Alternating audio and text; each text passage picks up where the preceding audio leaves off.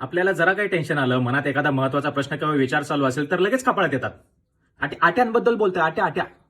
खरंच जर एखाद्या गोष्टीचं टेन्शन असेल किंवा एखादी स्ट्रेसफुल सिच्युएशन असेल आजूबाजूला तर एक वेळ समजू शकतो. पण कधी कधी हे आट्या पाडण्याची सवय ना अननेसेसरी आपल्या आयुष्यात स्ट्रेस क्रिएट करते. माझ्यासारखीच मला माहिती खूप जणांना ही सवय असणार आहे. कुठल्याही गोष्टीवर विचार करताना, अभ्यास करत असू, पुस्तक वाचत असू, एखाद्याला उत्तर देत असू तर आपण अशा आट्या आणतो कपाळावरती.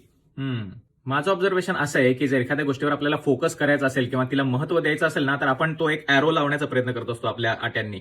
ते असं पॉइंट आउट केलं की आपल्याला वाटतं हा माझा फोकस थोडा जास्त लागेल. पण या आट्या आहेत ना तुमच्या आयुष्यात टेन्शन स्ट्रेस नसला जरी तरी छोट्यातल्या छोट्या गोष्टीला ही सवय ना स्ट्रेसफुल बनवून टाकते. ही जी एक सवय ना अननेसेसरी तुमच्या चेहऱ्यावरती एक स्ट्रेस, एक ताण क्रिएट करते. बघा, एक गोष्ट माझ्यासोबत करून बघा. कपाळावरती अशा आट्या आणून अचानक स्माइल करायची. तुमच्या आट्या सुटून जातील. हे बघा.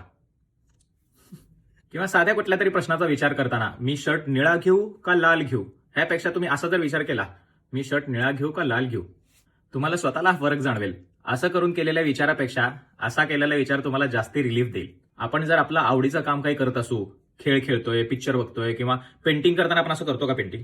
सिरियसली नाही, रिलॅक्स असतो. आपल्या आट्या नसतात कपाळावरती, एखाद्या वेळेस चेहऱ्यावरती स्माइल सुद्धा असते, तर ते एक रिलॅक्सेशनचं फिलिंग येतं आपल्यामध्ये. त्यामुळे इंटेन्शनली एक अलर्टनेस ठेवून आपण स्वतःला ऑब्झर्व्ह करायचं की मला अशी सवय आहे का, मी कंटिन्यू अशा आट्या पडूनच बसलेला असतो, विचार करत असतो का, आणि ते लक्षात आलं की आट्या सोडायच्या, मोकळ्या करायच्या. तुम्हाला ऑटोमॅटिक रिलीफ वाटायला लागेल आणि आपल्या लक्षात येईल की आपण खूप साऱ्या गोष्टींमध्ये अननेसरी स्ट्रेसफुल फिलिंग येत आहे आपल्याला, जे की अजिबातच घ्यायची गरज नाहीये.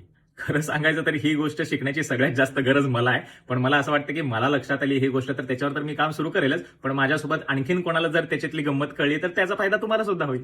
तुम्ही पण ह्या विचाराशी सहमत असाल आणि तुम्हाला पण कपाळात आलेल्या आवडत नसतील ना आट्या, तर मग ह्या व्हिडिओला जास्तीत जास्त मित्रांना शेअर करा.